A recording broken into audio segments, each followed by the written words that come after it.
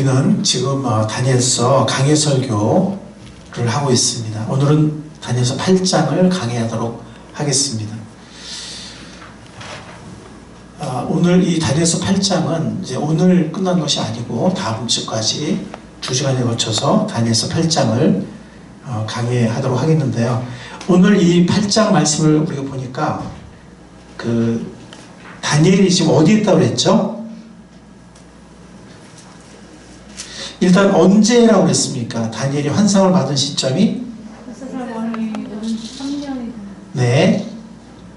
벨사살 왕. 벨사살 왕은 어느 제국의 왕이죠? 바벨론의 왕인가요? 아니면 페르시아의 왕인가요? 바벨론 왕이죠. 여러분들 이게 들으실 때는 아실 것 같은데 지나가면 이게 다 까먹더라고요. 아무리 머리 좋은 사람들이 다 까먹고. 그래서 꼭 메모를 하세요. 메모를 하시고 여러분들이 놓친 게 있으면은 유튜브에 올라가 있으니까 꼭 이렇게 다시 듣는 분들이 계신 것 같은데 아직 그렇게 많지는 않은 것 같아요. 꼭 이렇게 이런 뭐 다니엘서나 요한계시록이나 이런 중요하지만 약간 어려운 이런 거는 뭐 몇 번이라도 이렇게 들으면서 메모도 하시고 또 성경에 표시도 하시고 네, 그렇게 해야 늦게 됩니다. 우리 자녀들 공부하는 거랑 똑같아요. 네, 우리 자녀들 복습해야 되고 막 이런 것처럼 그래야 늦게 되는 것처럼 네, 우리가 똑같습니다. 우리가 먼저 본을 보이면 좋겠습니다. 자, 다니엘은 바빌론의 벨사살 왕이 오른 지 3년에 이 환상을 받았는데 이거는 기원전 550년 정도 됩니다. 예수님 탄생 한 550년 전. 사실 이 사건은 기원전 2세기예요. 그런데 기원전 550년이면 기원전 6세기죠. 그러니까 약 한 400년 전에, 실제 오늘 사건이 일어나기 한 400년 전에 다니엘이 이 환상을 본 것입니다. 하나님이 보게 하신 것입니다. 이때는 바빌론 왕이잖아요. 아직은 바빌론이 멸망하지 않았어요. 바빌론 왕인데 여러분들이 우리가 지난 다니엘 설교 보면은 하루아침에 하루 저녁에 멸망했다 그랬잖아요. 바빌론이. 기억나세요? 수로를 통해 들어와서. 기억나시죠? 네. 근데 이때는 아직 바빌론이 멸망이 전이었지만 이 벨사살 왕 때 사실 멸망을 해요. 그러니까 이제 멸망 직전이에요. 근데 이제 어쨌든 아직은 바빌론이 멸망이 전이었는데 이때가 메데 페르시아의 왕 고레스, 바빌론을 멸망시킨 고레스 왕이 막 부상하고 있을 때예요. 바빌론이 멸망하지 않았지만 메데 페르시아 왕인 고레스 왕이 막 부상하고 있었을 그런 시점입니다. 자, 환상을 보니까 먼저 다니엘이 환상 속에서 뭘 봤죠? 제일 먼저?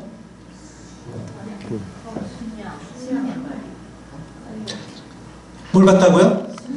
예, 수량 한 마리를 보았습니다.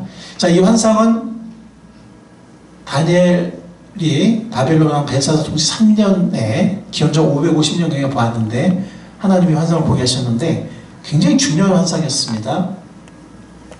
예, 메데 페르시아 고레스가 부상하고 있었던 시점이라고 말씀드렸죠. 제일 처음에 본 것은 수량이었습니다. 이 수량은 어느 제국이냐면 제가 여기 지금 자, 수량이 어느 제국이라고요? 어느 나라라고요? 지금 뿔이 두 개예요. 자, 우리가 2장에서 그 큰 신상을 봤을 때 머리부터 발끝까지 4제국이 나오잖아요. 마지막 제국이 뭐였죠? 아, 좋습니다. 여러분들 잘 들으셨네요. 로마였죠. 그죠? 그리고 우리가 지난번 7장에서 짐승이 4짐승이 나와요. 그죠? 기억나세요? 네. 4짐승이 나와서 사자가 아니라 사자 같다 그랬죠. 그 다음 곰 같은, 그 다음에 표범 같은, 그 다음에 뭐라고 어떤 짐승에도 빗댈 수 없는 정말 너무 무시무시한 그런 짐승. 여기 4짐승이 있었습니다. 4나라죠. 그죠? 이 마지막 나라가 어떤 나라라고요? 역시 로마예요. 그러니까 다니엘서 2장하고 똑같습니다. 2장은 신상에 비유한 거고 7장은 짐승에 비유한 것 뿐이고 네, 나라가 똑같아요. 바벨론부터 시작해서 로마까지. 자, 그런데 다니엘서 8장에는 짐승이 몇 마리예요?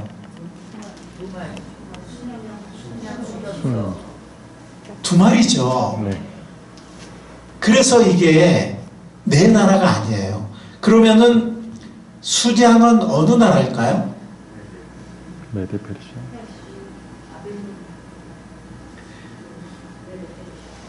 네, 제가 어저께 깜빡했는데 제가 이게 너무 길어서 일어나서 읽기에는 그래서 제가 절반까지만 읽겠지만 사실은 다른 8장을 전체를 읽어오시라고 제가 올리려고 했다가 제가 깜빡했는데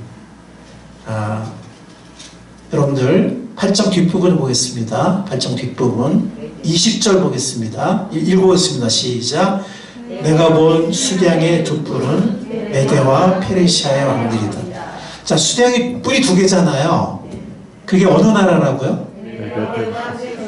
두 나라는 아니에요. 이 연합국이에요. 이 연합국이 바벨론을 멸망시켰잖아요. 그죠? 메대 페르시아 연합군이.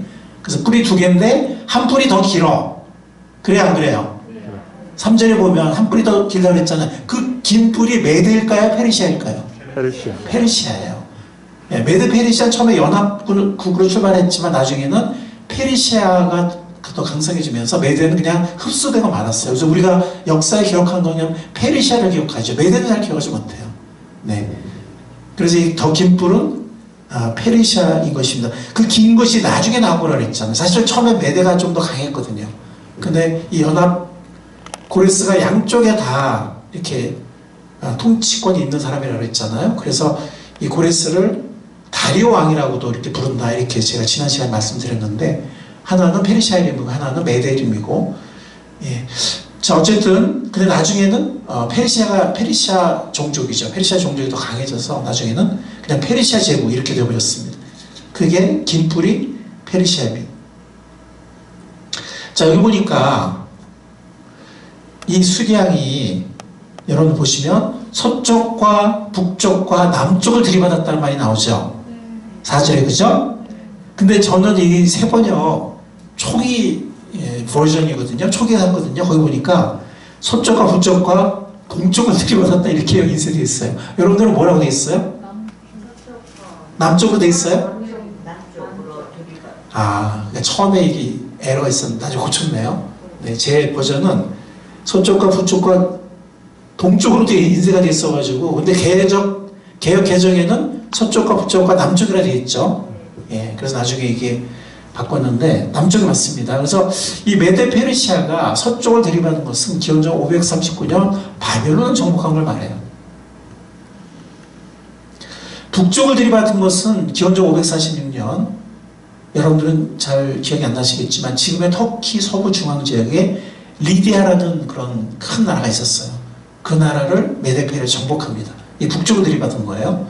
남쪽을 들이받은 것은 기원전 529년 이집트를 정복한 걸 말해요. 예. 그래서 이 메데 페르시아가 이집트까지 고대 문명 국가요, 고대 강대국이었던, 이때는 이집트가 이제 국력이 많이 기울 때죠. 이집트까지 정복하게 되는데 그 바로 남쪽을 들이받은 것입니다. 자, 그래서 이 수장 한 마리가 처음에는 엄청 강해서 4절에 보면 아무 짐승도 그 앞에 대항하지 못했다고 그랬는데 한때는 그랬거든요. 한때는 페르시아 아무도 대항하지 못했어요. 그 손에서 구해줄 이가 아무도 없었다. 그 수장은 자기 마음대로 하면 더 강해졌다 그랬습니다. 그런데 이 수장이 무엇일까? 나중에 물론 천사를 통해서 해석을 받아요. 다니엘이. 그래서 뒤에 우리가 찾아봤잖아요. 예.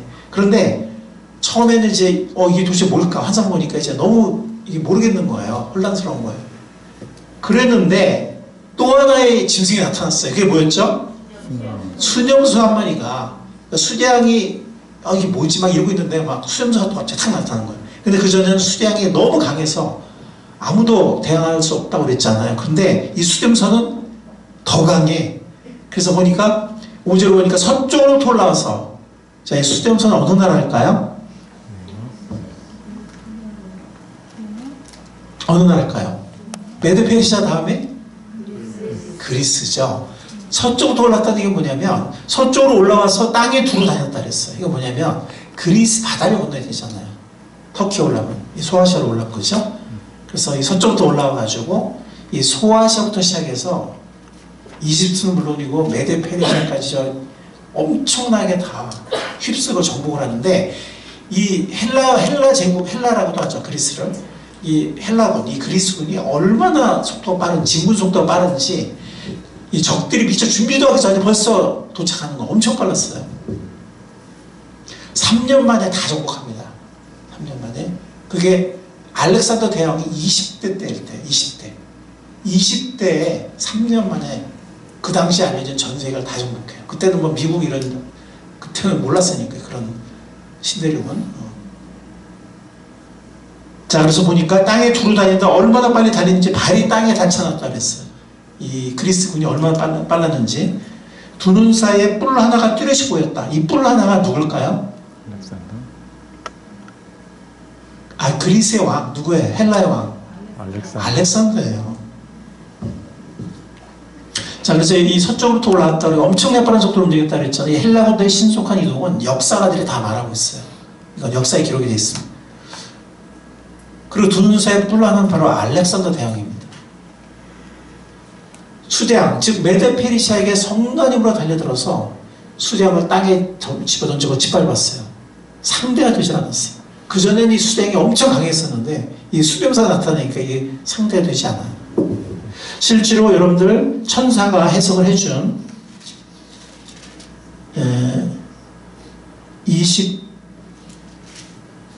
몇 절이죠? 21절. 자, 21절 읽어보겠습니다. 자, 시작.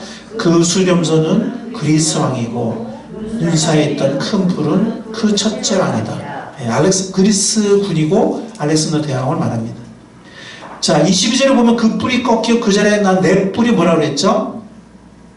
그 나라가 분열돼 일어날 내 나라다 그랬죠? 그 내 나라의 힘은 첫 번째 나라 같지는 않을 것이다. 여러분들, 이 알렉산더 대왕이 기원전 여기 보실래요? 334년에서 331년까지 3년 만에 다 정복을 해요. 그 당시 알려진 문명 세계를. 물론 이제 그 지역이 뭐 전 세계는 아니지만 그 당시 알려진 거의 모든 문명 세계였거든요. 다 3년 만에.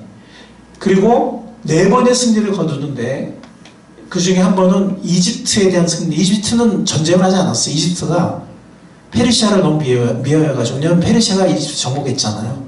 그래서 헬라군을 해방군처럼 열렬히 그냥 환영해버려요. 이집트를 그냥 무혈 정복하고 나머지 3번은 페르시아를 패배시킵니다. 3번에 걸쳐서. 근데 마지막 331년에 이 가오 가멜라에서의 패배는 결정적인 패배였어요. 다시는 페르시아가 이뤄질 수 없는. 이때 다리우스 3세도 죽임을 당합니다. 페르시아는 멸망해버렸죠. 이 3번의 패배를 통해서, 마지막 패배를 통해서 페르시아는 역사 속으로 사라졌습니다. 이 3년 만에. 그런데 놀랍게도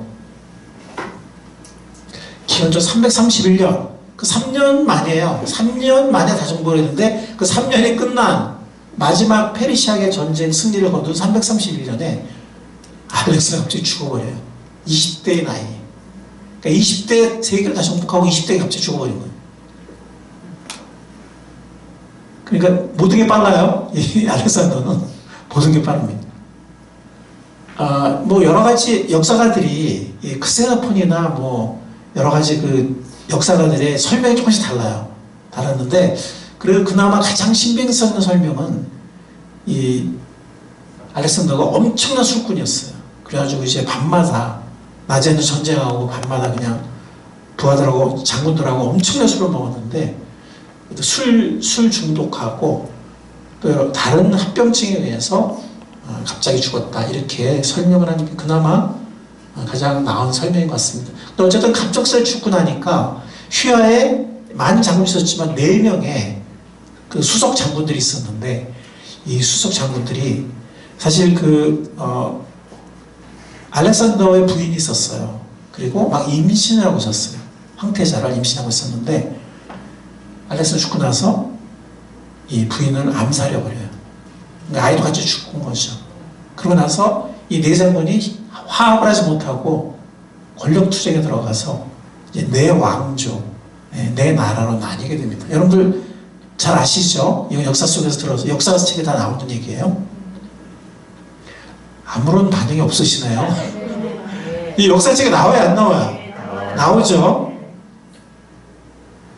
첫 번째 왕조는 리지마커스 왕이 몰라도 됩니다. 중요하지 않습니다. 소아시아 부분이고. 왜냐하면 역사책에는 이런 왕조가 더 중요해요. 역사 못잡게 중요한데 우리는 성경과 관련 있는 왕조가 중요하니까 이게 역사서에 중요하지 않다는 게 아니고 카산더 왕조는 마케도니아, 그리스 원래 출발했던 곳이죠.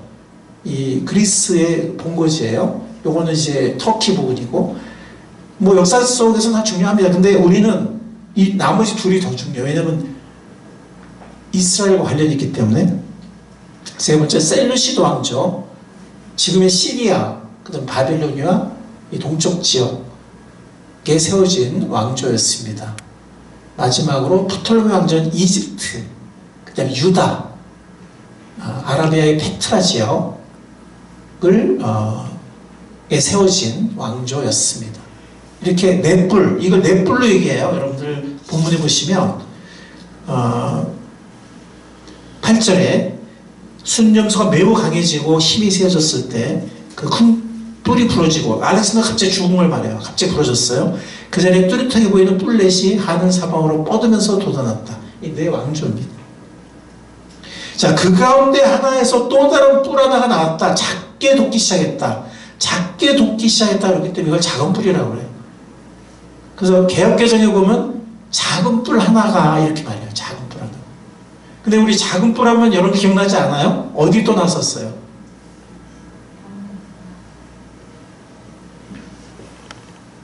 지난번 다니엘 7장에 나왔잖아요. 그죠? 작은 뿔 나왔어요? 안 나왔어요? 나왔죠? 제가 이 벽에다 대고 설교하나? 지난번 7장에 작은 뿔 나왔죠? 그죠?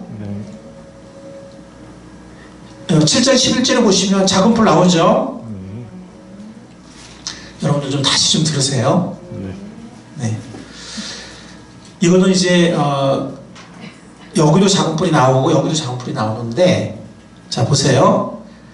이 작은 뿔은 결론적으로 말하면은 이 셀루시드 왕조, 사실 유다는 처음에 프톨레미 왕조의 지배를 받고 있었는데 나중에 셀루시드가 프토멜을 이깁니다. 그러면서 셀루시드 왕조에 한 난폭한 왕이 있었는데 그 왕의 이름이 바로 안티오코스 에피파네스 4세예요. 굉장히 잔혹한 왕이었습니다. 셀루시드 왕조의 왕이었어요.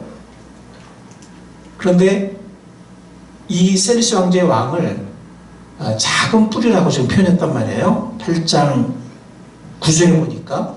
근데 이 작은 뿔이라는 표현은 7장에 나왔단 말이에요. 7장 11절에도 나오고 또 7장 20절, 21절, 24절 이런 데 쭉 나왔어요. 뭐 작은 뿔이기도 하고 또 어떤 또 다른 왕이라고도 나왔는데, 그렇지만 이거는 서로 달라요. 7장의 뿔과 이 8장의 작은 뿔은 다릅니다. 마치 적그리스도가 예수님 때의 적그리스도와 말세의 적그리스도가 다른 것처럼. 물론 뿌리는 하나지만 다르잖아요. 왜냐하면 7장의 작은 뿔은 네 번째 짐승인 미래의 로마 제국에서 나와요. 이해하시겠죠? 네 번째 짐승한테서 나온다는 거예요. 그런데 지금 8장에는 짐승이 2마리밖에 없잖아요. 제국이 2밖에 없잖아요. 그죠?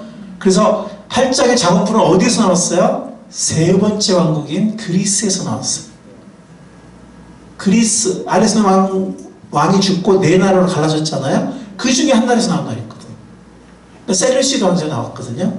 그래서 다른 뿔이에요. 그러니까 7장의 뿔은 미래의 로마 영토에서 나올 미래의 적그리스도를 말하는 거고, 8장의 작은 뿔은 그리스 제국에서 나오는 그 당시의 작은 뿔이에요. 그 당시. 이해하시겠죠? 7장은 넷째 왕국에서 나온 작은 뿔이고 8장은 셋째 왕국에서 나온 작은 뿔이에요. 즉 기원전 312년 셀류커스라는 로마가 아니죠. 그 헬라 알렉산더 장군의 부하 중에 하나였던 셀루커스에 의해서 세워진 셀루시드 왕조, 그 네 왕조 중에 하나죠. 그 셀루시드 왕조의 후대의 왕이에요. 왜냐하면 안티오코스 에피파네스는 기원전 167년 막 그때 2세기에 통치했던 왕이니까 뭐 한 180년 후, 이 왕조의 후대의 왕인데 굉장히 잔혹한 왕이었어요. 뭐 네로 황제처럼 굉장히 잔혹한 왕이었습니다. 자, 다니엘서 8장의 해석에 대해서 네 가지 견해가 있어요. 이거는 있잖아요. 제가 여러분들에게 왜 전해드리냐면 굉장히 주의 깊게 들어보세요. 이거는 예언서의 해석이나 혹은 이런 계시록의 묵시록의 해석 같은데도 다 적용되는 얘기예요. 그래서 제가 망설이다가 넣었어요. 여러분들이 꼭 아셔야 될 것 같아요. 그리고 제가 부산 고신대에서 그 계시록 강연했잖아요. 그렇죠? 네. 네네. 그때 얘기했던 이 해석 견해가 여기에 포함되어 있어요. 자, 이 8장의 이 작은 뿔, 이 작은 뿔에 대해서는 좀 더 뒤에 보면 자세히 얘기하거든요. 이 작은 뿔이 막 자기를 신격화하고 하나님을 신성모독하고 성도들을 핍박한다고 했어요. 그리고 막 굉장히 잘 속이고, 실제로 안티오코스 에피파네스 보면 그 안티오코스 에피파네스 때 받은 유대인들의 그 핍박, 또 그때 성전이 훼손되고 신성모독을 당한 거, 이런 것들이 마카베오 상권, 마카베오서, 외경 마카베오서 뭐 일서라고도 하는데 거기에 나와 있습니다. 여기 공동 번역 있거든요. 옛날에 이렇게 같이 번역한, 개신교랑 캐톨릭 같이 번역한, 여기에 보면 우리나라 그러니까 개신교의 성경에는 정경만 있기 때문에 외경이 없죠. 근데 여기는 외경이 있거든요. 여기 찾아보면 마카베오 외경에서 여기서는 마카베오 상이라고 했어요. 근데 마카베오 일서라고도 하는데, 여기 보면 굉장히 적나라하게 그때 어떻게 이 사람이 속였고, 유대인들을 속였고, 또 어떻게 무자비하게 죽였고, 어떻게 성전을 훼손했고, 어떻게 자기를 신격화했고, 막 이런 얘기들. 그 다음에 율법을 지키거나 이런 사람들 막 다 죽이고, 심지어 율법 두루마리 갖고 있는 사람들 다 죽이고, 이런 얘기들. 그 다음에 안식일과 예배를 다 폐지하고, 헬라의 우상을 섬기게 하고, 막 이런 얘기들이 굉장히 적나라하게 이 마카베오 상에 나오고 있습니다. 공동 번역에 보면 나오고 있어요. 물론 이거는 정경은 아니지만 이제 그 신구약 중간 시대를 알 수 있는 자료가 되죠. 자, 그렇다면 지금 이 작은 뿔에 대한 얘기가 지금 나오거든요. 예, 그래서 보겠습니다. 우리 8장 23절부터 여러분과 제가 26절까지 한번 교독해 보도록 할게요. 8장 23절. 그들의 통치가 종말에 이를 때, 그들의 죄악이 극도로 이를 때, 이 그들은 뭐냐면 네 나라를 말하는 거예요. 그들의 죄악이 극도로 이를 때 뻔뻔스러운 임금, 흉계에 능숙한 임금이 일어날 것이다. 이게 그 앞에서는 작은 뿔이라고 상징되고 있습니다. 24절 한번 읽어보시겠습니다. 시작. 그는 힘이 좀더 세워나가는데 그 힘은 제 힘이 아니다. 그가 놀라운 힘으로 바뀌었고 하늘마다 통하며 강한 사람과 거룩한 백성을 삼킬 것이다.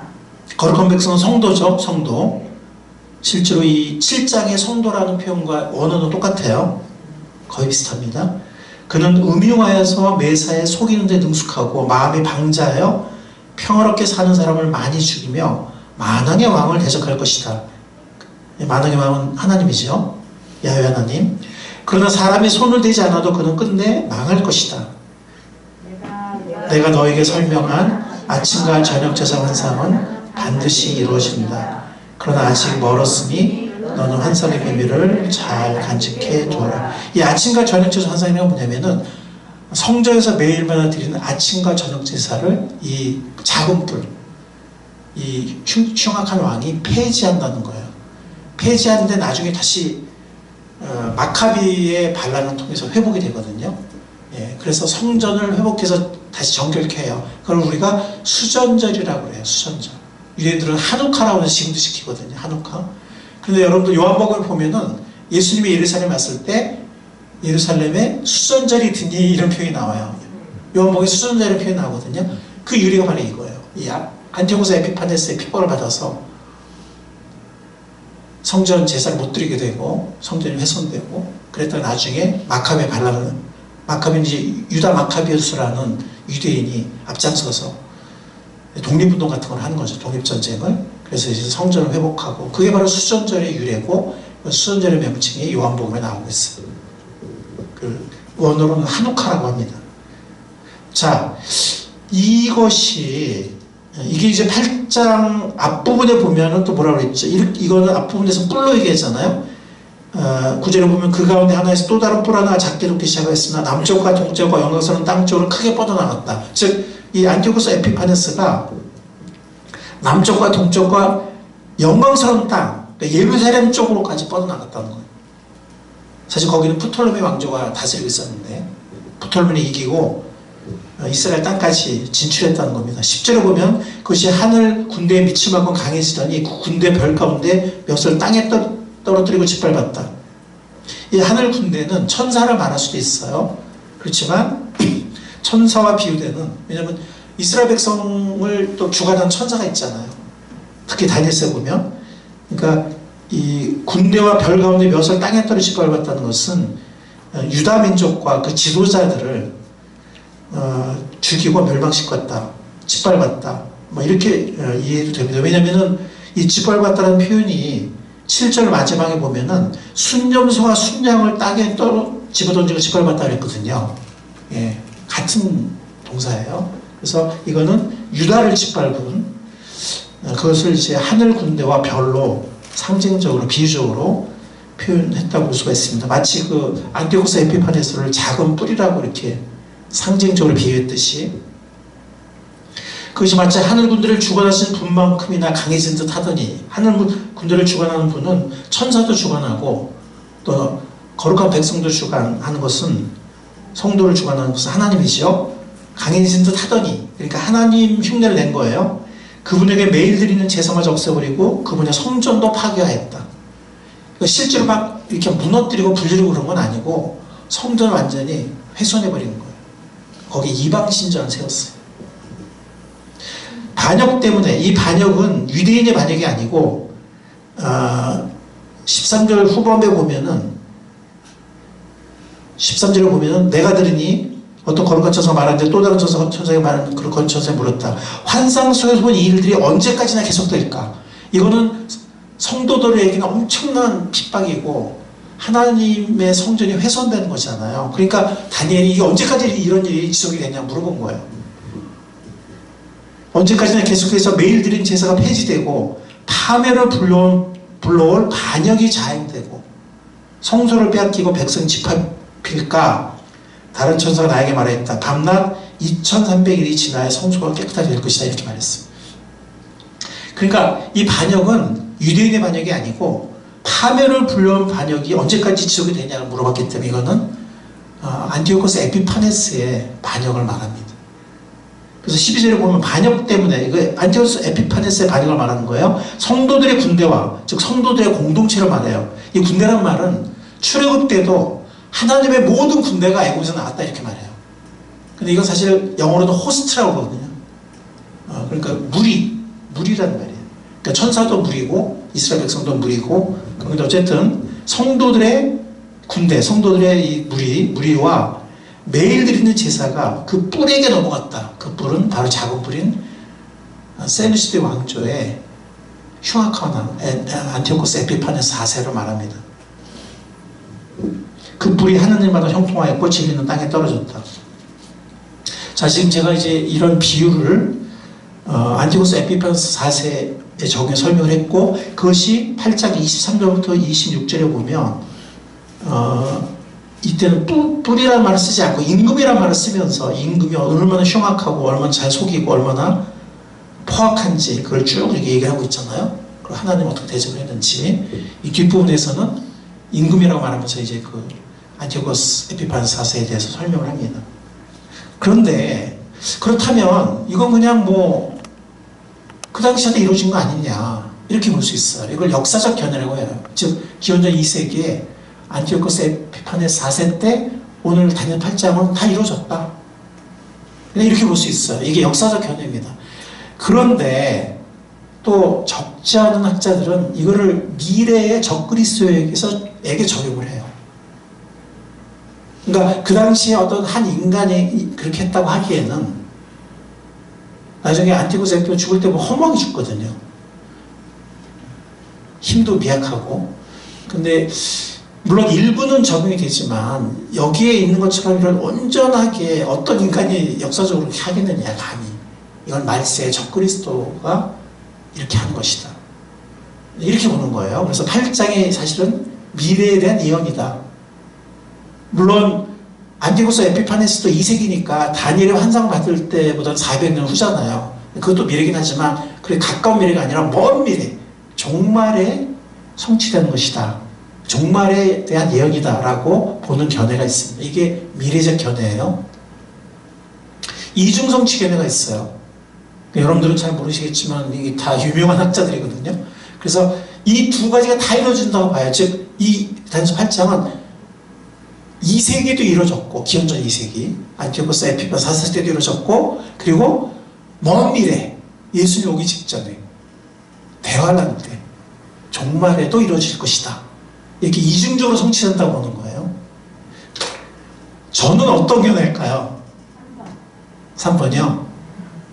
네, 옵션이 하나 더 있어요. 여러분들 제 강의, 요한계시록 강의 들어보신 분? 네, 너무 길죠. 그게 3시간짜리예요. 그래서 근데 어제 제가 들어와서 우연히 찾아보니까 각각의 견해를 1시간씩 나눠서 따로 또 올렸더라고요. 예, 그래서 제가 링크를 이제 이따 오후에 이렇게 올려드릴게요. 제 것만 들을 수 있게. 네, 그러면 강의는 한 40분, 토론까지 해서 1시간 이렇게 되어 있는데, 그걸 들어보신 분은 아니겠지만 제가 요한계시록 강의에 대한 제 견해는 이 세 가지 중에 하나가 아니에요. 물론 3번이 가깝긴 해요. 그렇지만 아니에요. 저의 견해는 바로 네 번째 견해입니다. 즉, 이 8장의 이 예언은 환상으로 주어진 예언이죠. 환상으로 주어진 예언. 이것은 2세기 때 성취되는 건 맞아요. 그렇지만 이것은 이 안티오코스 에피파네스 4세는 하나의 모형이라는 거죠. 이걸 영어로는 타입이라고도 말하고 foreshadow라는 말도 써요. 전조다. 미래의 더 큰 적그리스도에 대한 전조란 말 아시죠? 하나의 foreshadowing이다. 아니면 prefigurement, 미리 이렇게 잠깐 보여주는 그런 것이다. 진짜는 나중에 온다. 좀 더 센 놈은 나중에 온다. 얘는 맛보기다. 뭐 이런 개념이에요. 쉽게 표현드리면. 쉽게 표현하니까 아시겠죠? 이해하시겠어요? 네. 그러니까 이 다니엘서 8장에 안티오코스 에피판에 적용되지 않는다는 얘기가 아니에요. 적용되는데 그게 fully 온전하게 100% 충만하게 적용되진 않아요. 일부가 어느 정도 이렇게 하나의 전조, 맛배기식으로 적용이 돼요. 그런데 그러면 이중성취 견해가 맞을까? 그럼 미래의 적그리스도가 온전히 이루어질까? 근데 제 생각은 뭐냐면 적그리스도는요 언제든지 있어요. 1세기 때도 있었고 계속 있어요. 물론 최고의 적그리스도, 클라이맥스적인 적그리스도, 절정의 적그리스도는 예수님 종말 직전에 와요. 일어나요. 그렇지만 1세기에 사도 요한이 적그리스도가 있다고 요한일서에 나와요, 안 나와요? 벌써 나오죠. 요한일서에 보면 적그리스도들이 있다고 벌써 사도 요한이 얘기를 했어요. 맞죠? 네, 아니면 오늘 요한일서 집에 읽어보세요. 요한일서에 나오니까. 뭐 1세기부터 적그리스도가 나왔다 그랬거든, 사도 요한이. 그럼 적그리스도가 1세기 띵 나오고 그 다음에 전혀 안 나오고 그냥 말세만 다시 2000년 만에 딱 나올까요? 그렇지 않아요. 적그리스도는 계속 나와요. 왜냐하면 적그리스도는 그리스도를 대적하는 세력이에요. 아시겠죠? 그리스도를 대적하고 성도를 핍박하고 그건 역사적으로 계속해서 있었어요. 교회를 핍박하고 순교시키고 뭐 재침입일 때도 있었고 그 다음에 뭐 여기 지금 초대교회가 나와요 안 나와요? 이중성취 견해는 초대교회가 포함이 되나요? 포함 안 되죠? 아 그래요 안 그래요? 이중성취 견해는 기원전 2세기 안티오코스 에피파네스 때 성취되고 그 다음에 바로 종말로 가는 거예요. 종말의 적그리스도 그 이중으로 보는 거예요. 근데 그러면 초대교회 때 받은 핍박은 어디 간 거예요? 그때도 적그리스도가 있었고 네로가 있었고 근데 네로를 다 적그리스도라고 했거든요. 그러니까 제 얘기는 뭐냐면 이것은 타입이란 말 아시죠? 타입.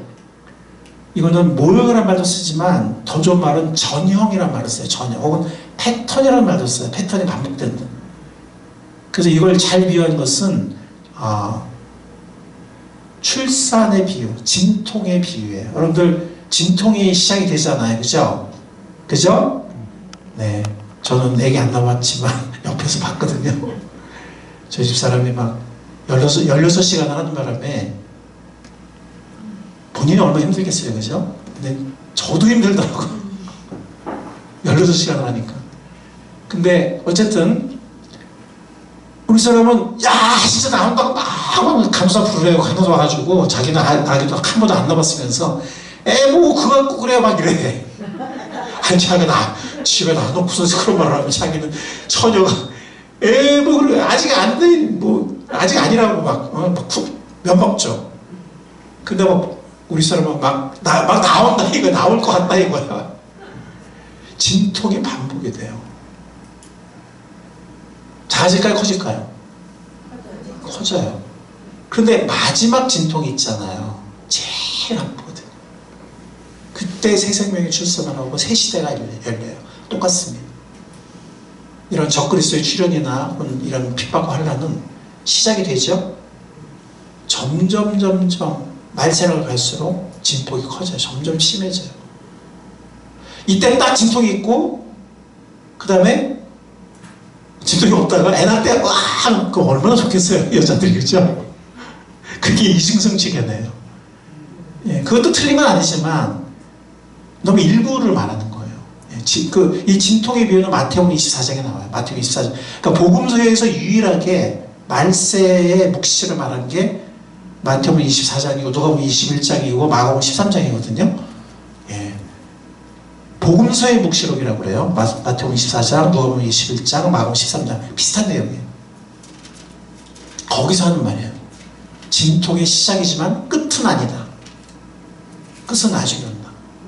그 진통의 비유를 예수님 직접 얘기하셨어요. 그걸 적용하면 돼요. 환난이 점점 커지고 마지막 환난이 있어 없어요? 대환란이? 그 후에 예수님 오셔서 생명이 탄생해요. 부활이 이루어지고 새 시대가 열려요. 이해하시겠죠? 그래서 예언적, 모형적 견해가 예언이라는 얘기는 이 세계 역사가 이루어졌다는 거예요. 그렇지만 하나의 모형이 되어서 안티고스는 적그리스도의 모형이 되어서 계속 그런 비슷한 적그리스도가 나오는데 강도는 세지고 최고의 진통, 가장 강력한 진통, 가장 센 적그리스도, 그리고 성도들에게는 가장 큰 핍박,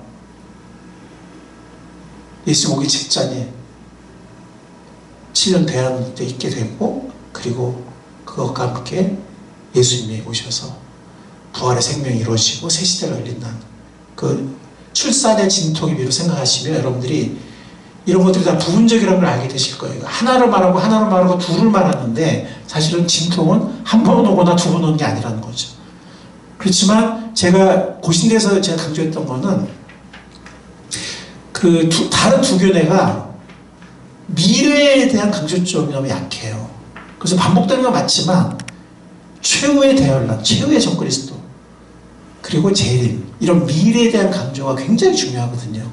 그래서 제가 이제 거기 부산 보시는 강연에서 제가 굉장히 강조를 했는데, 제 견해는 요거라 말할 수 있고, 부산 계시록에는 제가 뭐라 그러냐면 다중적 미래적 견해라고 했어요. 그러니까 이렇게 다중적이라는 얘기는 반복된다는 얘기죠. 진통처럼. 그렇지만 미래적이라는 얘기는 미래에 가장 큰 강조점이 있다 하는 면에서 다중적 미래적 견해라고 했는데, 이거는 뭐 예언적 모형적 견해라는 말과 사실은 같은 말입니다. 표현이 다를 뿐이고. 근데 이거는 지금 제가 말씀드린 이거는요, 이사야서에도 적용이 돼요. 예레미야에도 적용이 돼요. 에스겔도 적용이 돼요. 다니엘도 적용이 돼요. 계시록에도 적용이 돼요. 마태복음도 적용이 돼요. 그러니까 이거는 거의 모든 예언이나 묵시에 다 적용이 돼요. 그래서 굉장히 중요하기 때문에 제가 시간이 좀 갖지만 여러분들에게 소개를 하고 설명을 드린 것입니다. 이 마지막 네 번째를 어떻게 다르게 표현할 수 있다고요? 다중성취적 미래적 적용, 견해라고 볼 수 있어요. 다중적 미래적. 제가 요한계시록 강연에서는 그렇게 표현했습니다. 이 다중적 미래적 견해, 그래서 안티오코스 에피펜스 말세나탈 적그리스도의 모형이자 전조라는 거죠. 하나의 타입이고 하나의 맛보기라는 거죠. foreshadowing 혹은 prefiguring이라는 겁니다. 그래서 아까 8장 25절 우리가 읽었잖아요. 이 8장 뒷부분에서는 뿌리라고 하지 않고 어떤 흉악한 왕이라고 이제 얘기하면 설명하잖아요. 이거는 안티오코스 에피판에서 해당이 되지만 그것을 넘어서 현재와 끝날의 정한 때를 바라본다는 거죠. 이 내용은 안티오코스 말은 궁극적으로는 말세의 적그리스도를 말합니다. 근데 이런 거는요 굉장히 성경에 많이 나와요. 출애굽도 그래요. 출애굽도 옛날에 있었잖아요. 예, 근데 바벨론 포로 때도 출애굽의 비유가 나오고요. 예수님이 또 백성들을 죄로부터 세상에서 출애굽시키는 마태복음에 그 비유되고 있고, 우리가 나중에 보면은 바벨론이 요한복음 17, 18장에 보면은 바벨론이 무너진 얘기가 나와요, 안 나와요? 잘 모르세요? 요한복음 17, 18장에 보면 큰 성 바벨론이 무너졌다는 얘기가 나오죠, 그죠? 그때 내 백성아 나와라 이렇게 말하거든요, 거기서. 그때 또 출애굽이 이루어져요. 즉 출애굽도 다중성취적이라는 거죠. 출애굽도. 그리고 마지막에 온전히 이루어진다는 거, 계시록에서. 이해하시겠죠? 그러니까 지금 제가 아까 설명드린 이것이 왜 다니엘서만 적용이 되면 제가 이렇게 많은 시간을 드려서 여러분들에게 설명 안 드릴 수도 있는데, 뭐 그래도 설명 드릴 수도 있었겠죠. 근데 특히나 설명을 드린 이유는 이것이 다니엘서만 적용되는 것이 아니라 성경 전체에서 너무나 많이 적용되는 그런 해석 원리이기 때문에 제가 말씀을 드린 겁니다.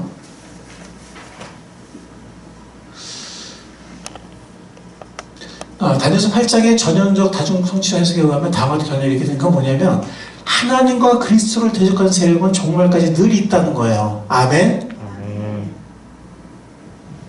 과거만 있거나 미래만 있거나 혹은 두 번만 있거나 그런 게 아니라 늘 있어요. 하나님을 대적하는 세력, 그리고 성도에 대한 핍박도 환난도 역사상 계속 반복되고 있어요. 그러면서 점점 정도가 강도가 세지고 있어요. 핍박과 환난은 언제든지 있을 수 있다는 거예요. 언제든지 있고 또 언제든 있을 수 있어요. 아까 제가 진통의 유비를 말씀드렸죠. 출산 진통. 한번 읽어보겠습니다. 시작. 그리스도 예수 안에서 경건하게 살려고 하는 사람은 모두 밖에 핍박을 받을 것입니다. 여러분들은 어떤 신앙을 갖고 계시나요? 여러분들 환난이 없고 핍박이 없고 환난이 없고 그냥 모든 게 편하고 이게 복일까요? 근데 우리나라 사람들 마음 안에는 생각 안에는 그런 생각이 참 많아요. 이렇게 아무 일 없는 게 은혜다, 행복이다. 물론 그건 감사할 조건은 돼요. 그러나 그게 최선일까요? 그게 뭐 나쁘다는 게 아니에요. 그게 오로지 우리가 기도해야 할, 주님 고난 오지 않게 해주시고 아무런 핍박도 받지 않게 해주시고 그냥 편하게만 해주시고 그냥 모든 게 다 그냥 무사 형통하게만 해주세요. 이게 최선일까요? 그게 나쁘다는 얘기가 아니라 그게 최선일까요?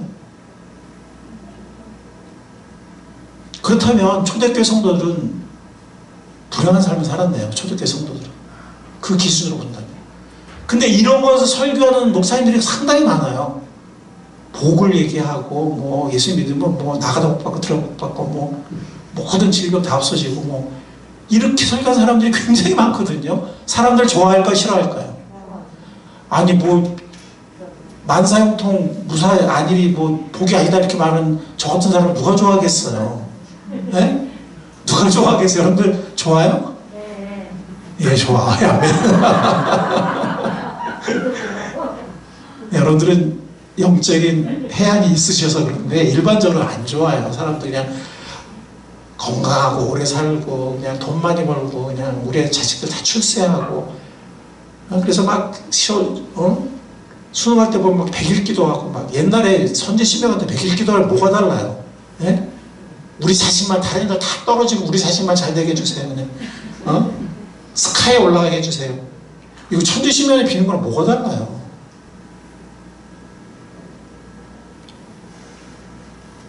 제가 말씀드린 거는 우리가 건강하고 오래 살고 평안하고 나쁘다는 게 아니에요. 감사해야죠. 근데 그게 최선은 아니에요.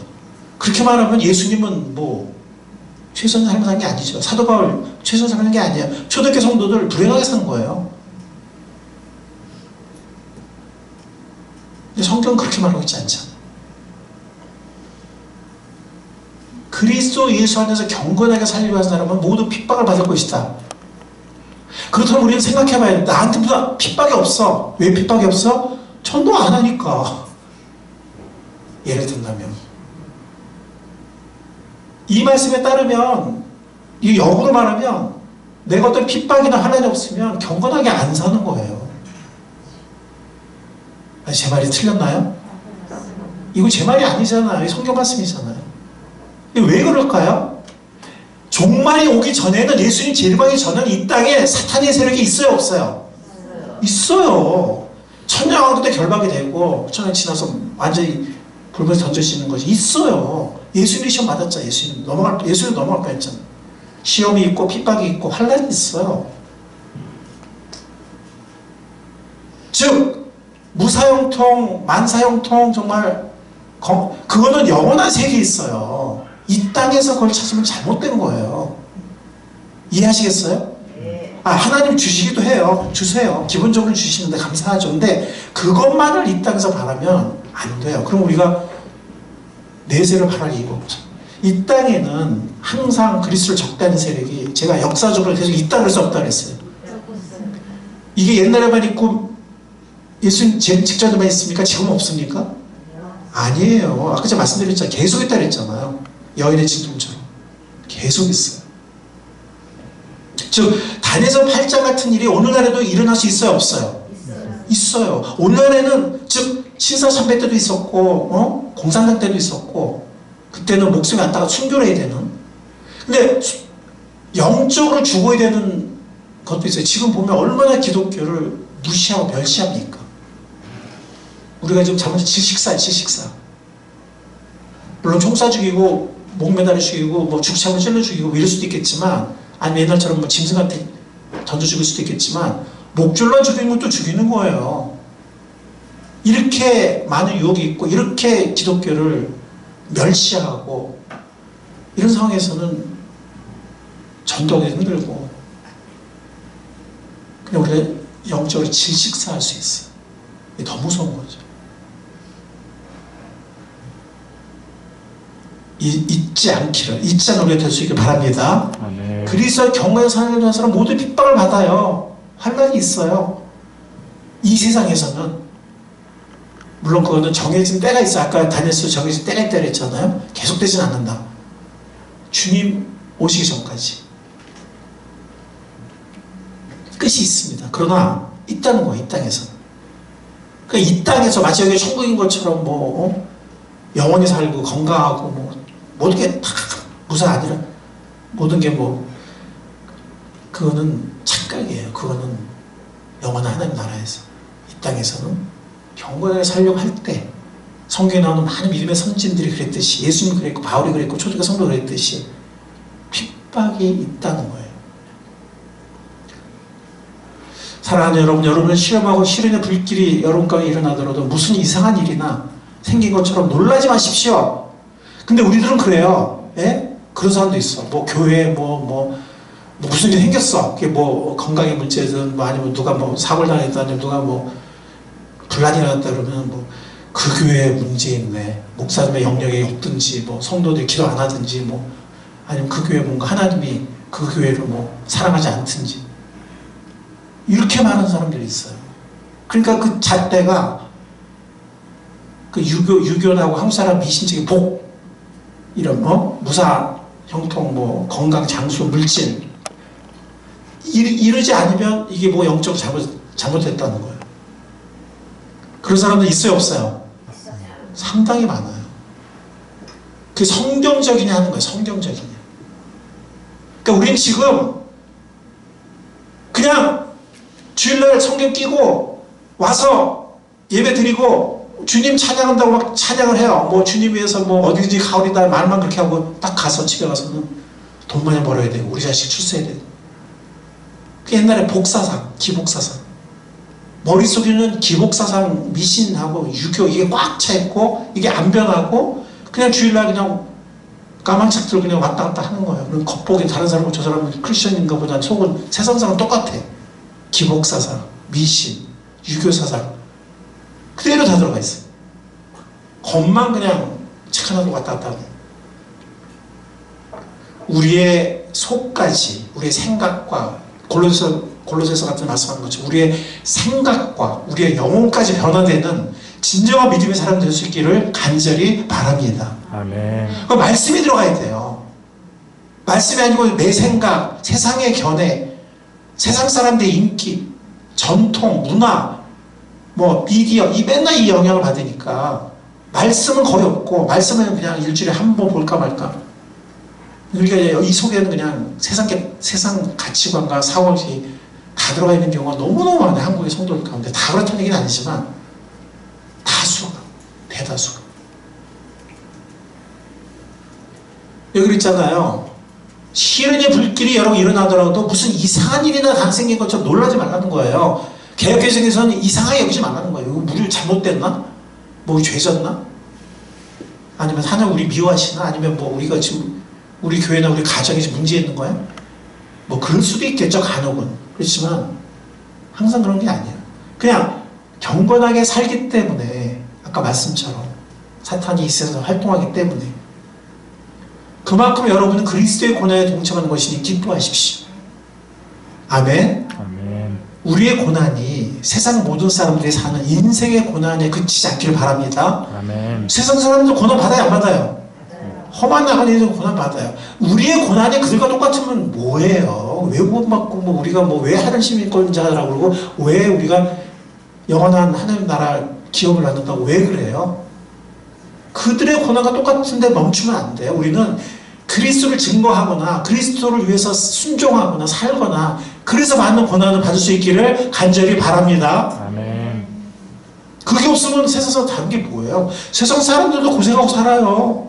외롭고 힘들고 상처받고 우리의 고난이 거기다 딱 끊쳐버리면은 다른 게 그러면 우리가 거듭난 하나님의 자녀라는 게 뭐고 제자라는 게 뭐고 사명자라는 게 뭐고 예수님의 사명을 받았던 게 뭐고 하나님의 시민권자 유업을 받은 자는 그게 뭐예요 도대체? 머릿속에는 똑같이 생각하고 우리 자식 출세하는 거 그냥 그게 지상의 과제고 이 땅에서 돈 벌어서 노후를 편하게 살고 그게 우선이면은 세상에는 다른 게 아무것도 없어요. 그러면 그 영광이 나타날 때 여러분 또한 기뻐하며 즐거워야 돼요. 그러니까 성경에 보면 산상수훈에 나오잖아요. 핍박을 받는 자가 어떻다고요? 복이 있다. 대답이 없네요. 핍박을 받는 자가 산상수훈 8복 핍박을 받는 자가 복이 있다고 그랬어요. 애통하는 자가 복이 있다. 의를 위하여 핍박을 받는 자 복이 있다고 그랬고요. 그죠? 같은 말씀이에요. 여러분이 그리스도의 이름으로 모욕을 당하면 복이 있습니다. 여러분들 모욕 당하더라도 그리스도를 증거하시기 바랍니다. 아멘. 지혜는 필요해요.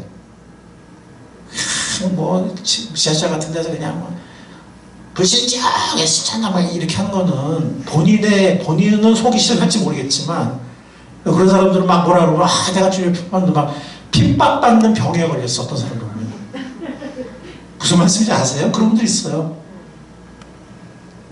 쓸데없는 핍박 오히려 하나님 영광을 가릴 수도 있는 복음의 진전을 가릴 수도 있는 좀 지혜롭게 하시되 그러나 핍박을 피하려고 두려워해서는 안 돼요. 받을 땐 받아야 돼요.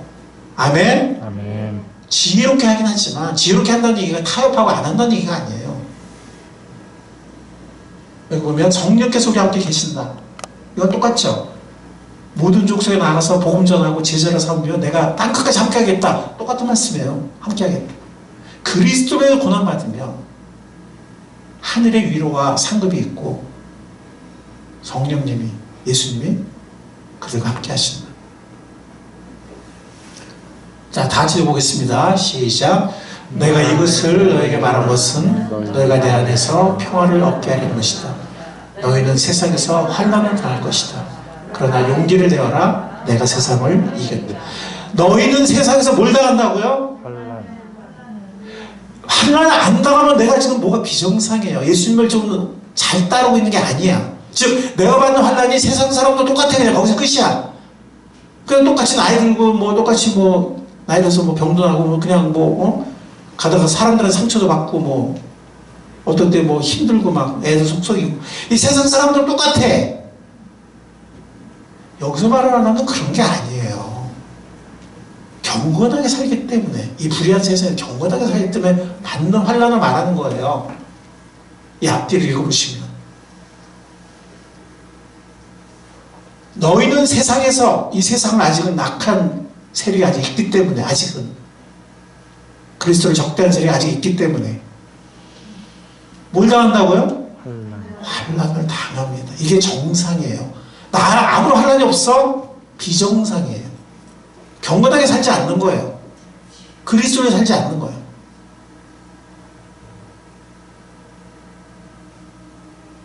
예수님 약속하세요. 용기를 내어라. 어떻게 하라고 그랬죠? 용기를 냅시다. 아멘. 용기를 냅시다. 아멘. 내가 세상을 이겼다. 예수님이 이기셨기 때문에 우리도 궁극적으로 이깁니다. 아멘. 아멘. 여러분들 뭐 옛날에 홍수환이 막 4번 쓰러졌다가 막 나중에 계속 이기잖아요. 그거 결과를 알고 보면 어때요? 불안해 안 불안해? 우리의 승리는 보장되어 있습니다. 아멘. 우리의 승리는 보장되어 있습니다. 아멘. 예수님이 세상을 이겼고 우리가 예수님과 함께 나중에 영원한 하나님 나라를 물려받을 것이기 때문에 승리는 보장되어 있어요. 용기를 내라는 거예요. 설교를 마무리하겠습니다. 우리가 다니엘서 8장을 통해서 특히 이것 다니엘서 8장을 우리가 올바르게 이 진통의 비율을 따라서 유비를 따라서 우리가 해석했을 때 적그리스도는 언제나 있고 핍박 환난은 언제든지 있을 수 있고 특히 환난은 언제든지 있다는 이것을 우리가 알 수가 있습니다. 물론 예수님 오시기 직전에 가장 큰 환난과 있겠지만 그래서 제가 지금 시간을 다 인용 안 하지만 디모데 3장에 보면은 말세 고통받는 때가 이른다 그랬잖아요. 그죠? 예, 그러니까 계속 환난이 커지고 어느 시대에나 우리가 환난과 핍박이 있다는 거죠. 담대한 우리가 될 수 있길 바랍니다. 아멘. 승리한 우리가 될 수 있길 바랍니다. 아멘. 이렇게 아멘이 적습니까? 아멘. 담대하게 승리합시다. 아멘. 근데 이 승리는요 나가서 막 주먹쥐고 싸우는 거 아니야. 너 이리 나와. 너 나한테 뭐라 그랬어. 막 이런 게 아니에요. 이 옥상으로 와. 한번 떠. 막 이런 게 아니에요. 너 나 무시했지. 너 막 이런 게 아니에요. 평안으로 승리하는 겁니다. 아멘. 아멘. 감사로 승리하는 겁니다. 아멘. 아멘. 용서로 승리하는 겁니다. 아멘. 점점 적어져. 용서로 승리하는 겁니다. 아멘. 아멘. 이게 육신으로는 안 돼요. 불가능해. 나도 몇 년을 이렇게 보면서 이 용서라는 거는 인간 힘으로는 안 되는 거구나. 성령의 능력 힘입자는 못합니다. 용서를.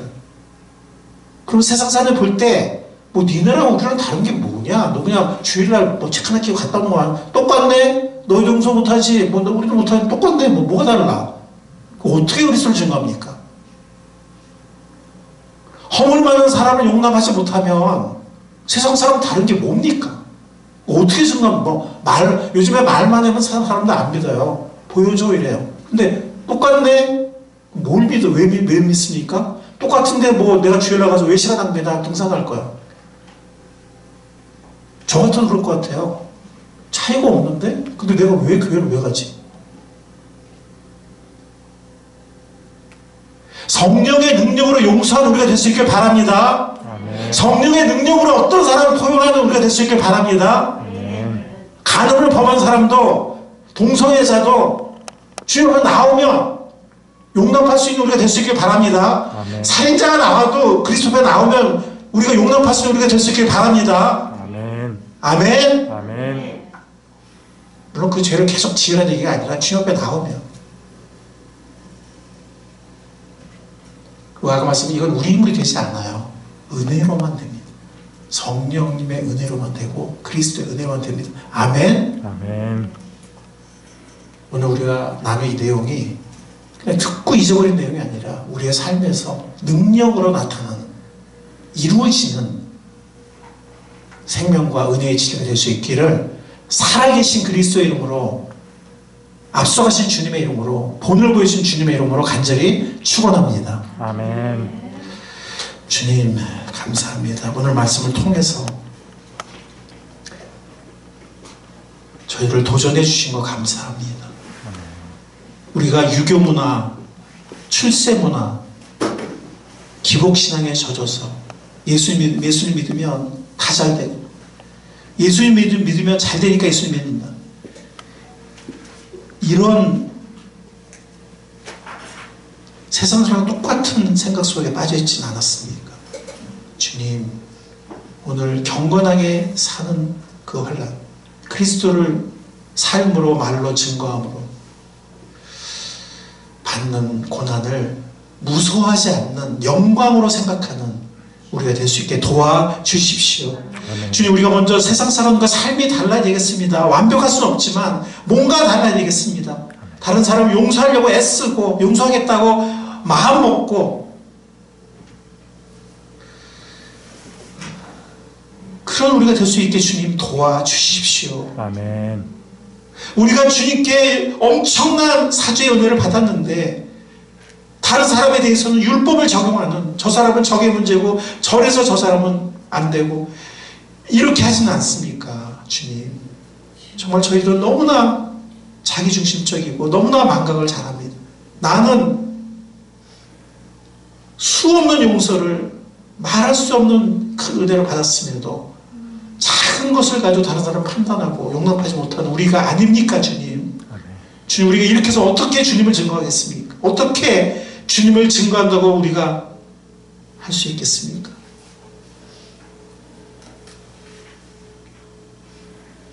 주님, 우리를 불쌍히 여겨주십시오. 우리 힘으로는 할 수가 없습니다. 아멘. 그리스도의 은혜를 온전히 날마다 붙잡는 우리는 우리가 되게 하시고, 성령님의 은혜와 성령님의 인도하심을 힘입는 우리가 되게 하여 주시옵소서. 아멘. 그래서 경건하고 의로운 고난도 받게 하시고, 주님을 세상에, 죽어가는 세상에 증거할 수 있도록 도와주시옵소서. 아멘. 예수님의 이름으로 간절히 기도하옵나이다. 아멘. 이 시간